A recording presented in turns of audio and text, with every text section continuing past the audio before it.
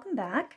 So I wanted to demo the difference between what I often call an Innie pattern versus an Outie pattern, or the technical terms I think are inset versus embossed, using the same pattern on two different sides of a book. So I'm using this book as my demo because you might be able to see it's got these very different photo pages here in the middle, and so unless I were willing to actually, cut out, splice out those pages from the design, I wouldn't actually use this book as a finished product, only because those pages would be very different and it would, I think, distract from the finished product. But it's going to make a great demo book so I can show you the difference of what a pattern would look like using these two different methods. The other quick tip that I actually might add in here, this book is a good example of pages that are all even. You can see that they've been trimmed down so they are the same length. I would recommend looking for books like this. I would caution you against using books that have the uneven or ruffled, they're not ruffled, but like the uneven or scalloped edges where the pages have not all been trimmed down to the same length. Only because if you are trying to fold your tabs to consistent depths, it can be really difficult to do that when the edges of your pages are different distances from the spine of the book. So there are techniques that can help you with that, like creating a cardboard or cardstock form that basically measures from your spine. But make your life easier. See if you can find books that have the even edges. Slight off-topic tip there, but I figured I'd bring it up since we were here. All right, so the two methods that I said I was going to demo, the Innie or inset versus the Outie or the embossed, all that is referring to is the design going to push into the page, that's the Innie or the inset, or is this design, by design I mean what we see as the image here, or is that going to pop out, stand out from the rest of the page? That would be the Outie or the embossed, I believe. So this will give you a good example of the difference between those two. All right, let me get my tools set up over here. This pattern can be found on my Etsy page, by the way, so if you're liking it, super simple. So even if you're a beginner, I think you could probably get this one to work for you. I'm not going to worry about calculating like page 1 because this isn't going to be a finished product, so it doesn't matter to me if the image is balanced or not between the front and the back of the book. It also will not matter. The way the pattern is done does not change for an inset or an embossed, an Innie versus an Outie. The difference is you, as the crafter or the artist, you are the one that makes it different depending on how you fold your tabs and which tabs you fold. All right, so bear with me for just a minute. Let me get things resituated.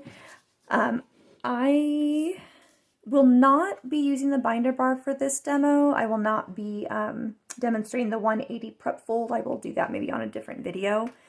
If you're not sure about, if you've heard about like the 180 fold but haven't actually seen it done, I can talk a little bit about the difference that might have made, but it does not change how we do the Innie versus the Outie. All right, so I'm going to start with the inset fold. So making the best dad ever text sink into the page. And actually, let me get some cardstock here. Might help to have the contrast beneath the page. All right. So using my metric ruler, I'm going to line my page up with the 0. My first measurement, actually I will use my binder bar as a placeholder here. My first measurement is 2.2. Sometimes in my head I just call it 22, 72, 82, 13.2, 14.2, and 19.2. All right, so I've got my measurements marked. And so now I would go through and I would do my cuts. And again, because this just is a demo, I'm not going to worry too much about the depth of my folds. If I were doing this as an actual product, then I'd be being a lot more careful in terms of how deeply I fold my tabs in. Okay, so what we have here now is a page edge with several tabs that have been cut in it, right? These tabs are in between the measured marks. And for my image, I always remember that the top tab and the bottom tab is basically the white border outside the image, which means that this tab here, this first even tab, or tab number 2, is the first tab of my actual image. So if I want my image to sink into the page, I'm going to fold my even tabs. So that's tab number 2,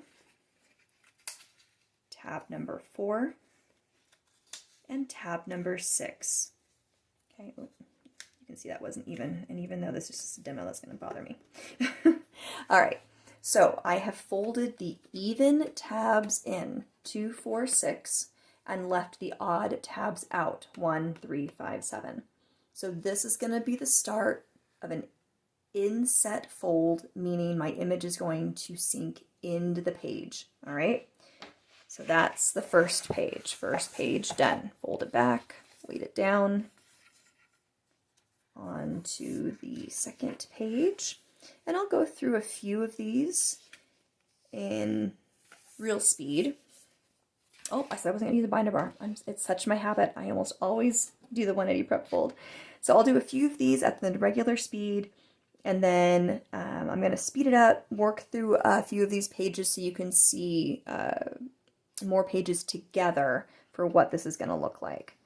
All right, so the next page in is going to be 21, 72, 81, 13, 3, 14, 2, and 19, 3, 2, 4, 6. Measurements.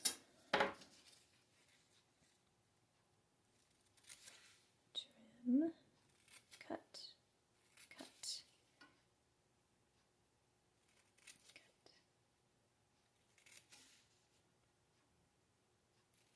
All right, so remember, for the inset fold or the Innie fold, I only fold the even tabs. So that's tab number 2, 4, and 6. All right. And then we'll do one more at real speed, and then we'll speed this up and just show you what this looks like after more of the pages have been done.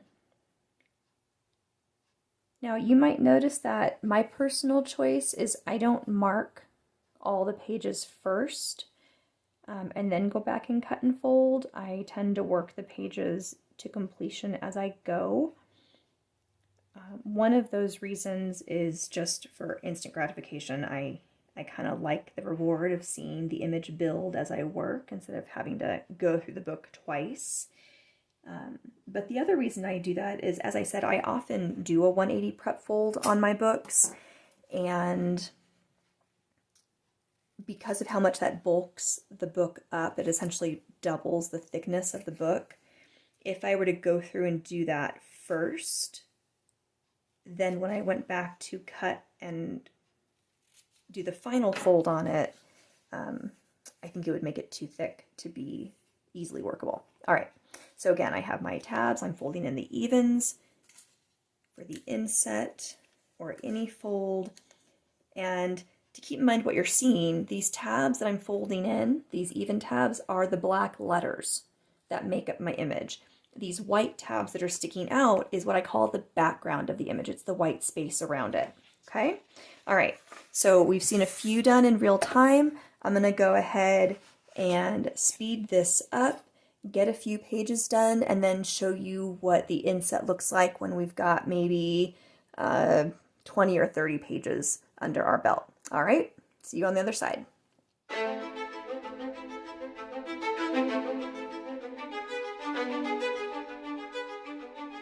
All